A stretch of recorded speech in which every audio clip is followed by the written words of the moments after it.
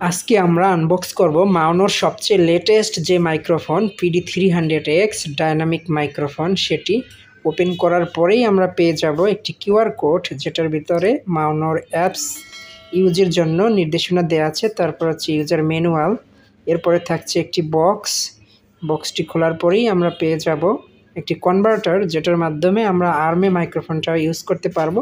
এরপর থাকছে USB-C থেকে USB-A কেবলটি, এবং এখানে কনভার্ট সিস্টেম, এটা হচ্ছে ফোনে ইউজ করতে পারবো C টাইপ। এরপরে থাকছে কাঙ্ক্ষিত সেই মাইক্রোফোনটি, যেটা কাগজে মোড়ানো থাকে ভিতরে। মাইক্রোফোনটি খুবই প্রিমিয়াম কোয়ালিটির দেখে মনে হচ্ছে, এবং হচ্ছে মিউট বাটন আছে, ভলিউম বাড়ানো কমানোর অপশন আছে। উপরে যে পপ ফিল্টারটা দেওয়া আছে এটা আলাদা করা যায়, এবং সম্ভবত ওয়াশেবল, এটা পরিষ্কার করা যাবে, ধুয়ে মুছে রাখা যাবে।